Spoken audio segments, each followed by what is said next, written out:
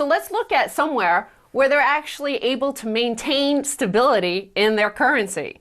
Somalia's mighty shilling, hard to kill. A currency issued in the name of a central bank that no longer exists. Use of a paper currency is normally taken to be an expression of faith in the government that issues it. Once the solvency of the issuer is in doubt, anyone holding its notes will quickly try to trade them in for dollars, jewelry, or failing that, some commodity with enduring value. When the ruble collapsed in 1998, some factory workers in Russia were paid in pickles. Why then are Somali shillings issued in the name of a government that ceased to exist long ago and backed up by no reserves of any kind still in use? Now, Max, one of the reasons they give, this is in The Economist, is that the supply of shillings has remained fairly fixed. Rival warlords issued their own shillings for a while, and there are a fair number of fakes in circulation. But the lack of an official printing press able to expand the money supply has given the pre-1992 shilling a certain cachet. Well, that's right. The main component in any economy is trust. And the shilling has enough trust so that in Somalia, what you're saying here, has a stable economy based on a stable currency. Whereas in the US or the Bank of Japan or the UK, it's completely unstable because the currency is incredibly volatile, because people don't trust these government central planners at all.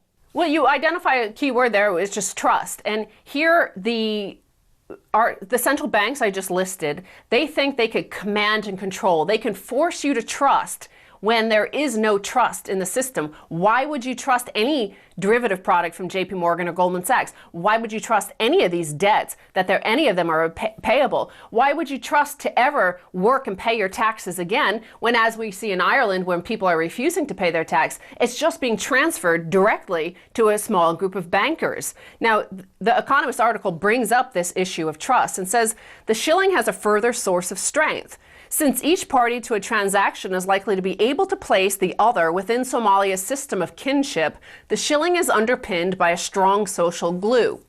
Paper currencies always need tacit consent from their users that they will exchange bills for actual stuff.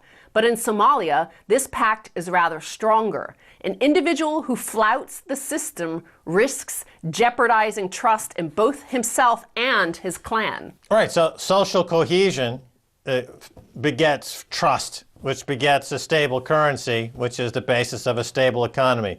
In the U.S., you have social cohesion breaking down. People see guys like Jamie Dimon, Lloyd Blankfein, kleptocratically raking the economy over the coals, stealing billions, no penalties whatsoever. Instead of trusting the currency in America, the reaction now is to arm themselves, to get ready for the coming war. But they don't trust the currency, so they're out there buying guns en masse.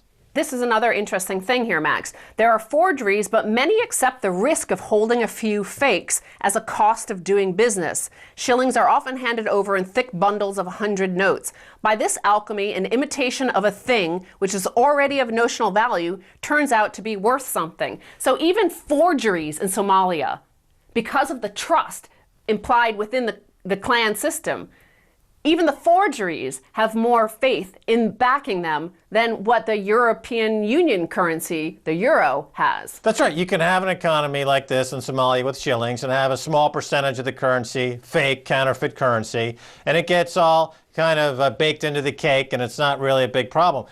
Contrast that with the United States, where it's almost all forgery. It's almost all counterfeit. It's 99% counterfeit, and then there's a very small percentage of business that's done using gold, silver, and other means of barter. But for the most part, it's 99% counterfeit. The US dollar is a counterfeit currency. It's backed by nothing. They print trillions and trillions of it to cover the banking crimes. Trust is evaporating. Social cohesion is evaporating. And Somalia is putting America to shame.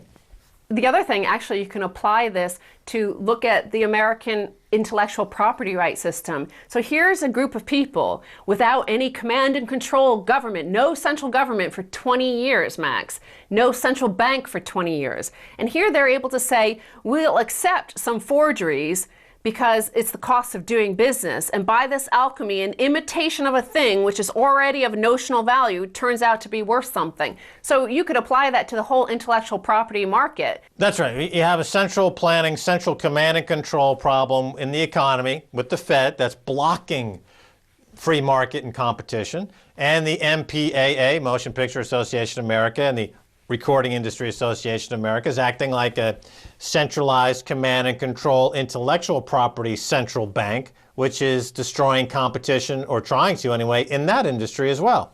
So here you have in Somalia, it's spontaneous. This is spontaneous organization. These people don't need to be told to have faith in this currency, because we, the central government, we, the central bank, I, Ben Bernanke, tell you that that is not money, that gold is not money, that only the US dollar is currency. Here is a spontaneous organization without any of the need for that. So what does it say about the whole Eurozone or the whole American economy?